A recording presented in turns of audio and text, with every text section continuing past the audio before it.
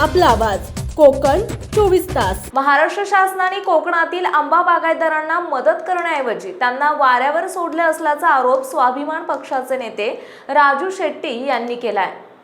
ऐकून घेतल्या सरकारनं जी काही तुटपुंजी मदत केलेली आहे त्याबद्दल शेतकऱ्यांच्या मध्ये प्रचंड असा असंतोष आहे। एक प्रकारे भिकेचा तुकडा टाकल्यातला प्रकार हा दिसतोय।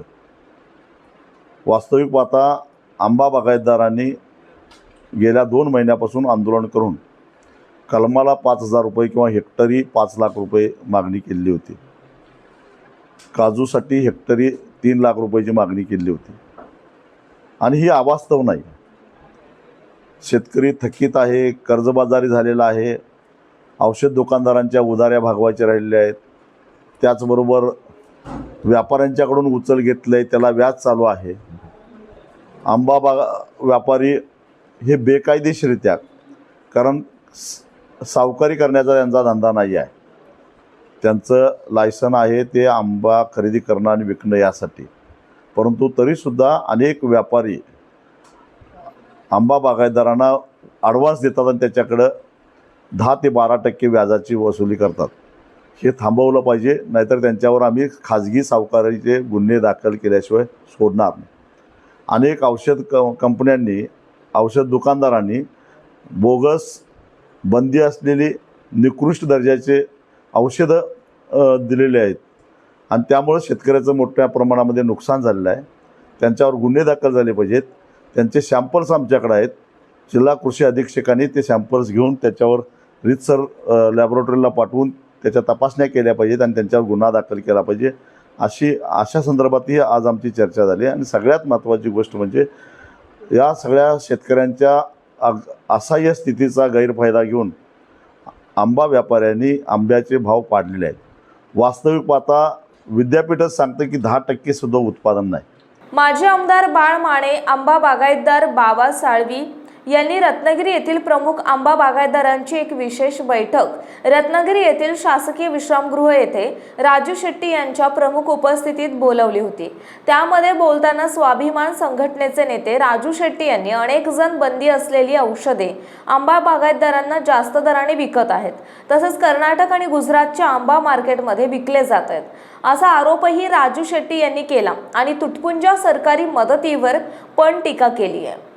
आज बाजारामध्ये रत्नागिरी हापूस, देवगड हापूस, वेंगुर्ला हापूस या लेबलखाली गुजरातचा आणि कर्नाटकातला आंबा राजरोसपणानं विकला जातो आहे।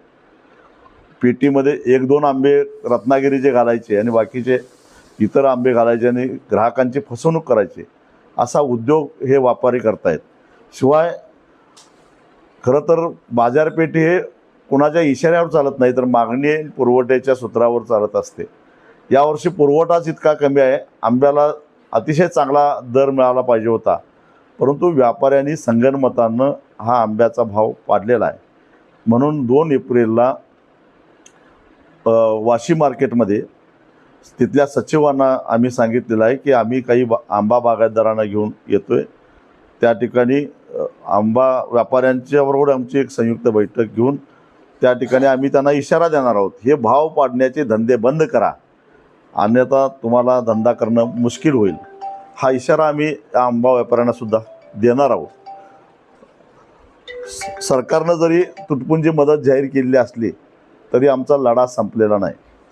4 एप्रिलला देवगडला मेळावा घेतला आहे। आज बैठक होती, या बैठकीमध्ये रत्नागिरीचा एक व्यापक मेळावा घेतला जाणार आहे।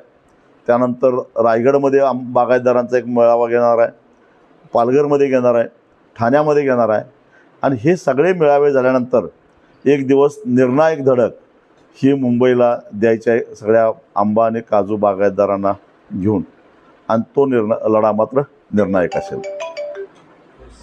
या बैठकीमध्ये रत्नागिरी येथील एका आंबा बागायतदाराने राजू शेट्टींसमोर आपली व्यथा मांडली आहे। फवारणी करायला लागते, दर 7 दिवसांनी 8 दिवसांनी फवारणी होते। औषधावरती कोणाचं काही नियंत्रण आहे? कृषी विद्यापीठ आहे त्यांची, कृषी विद्याचा उपयोग काय?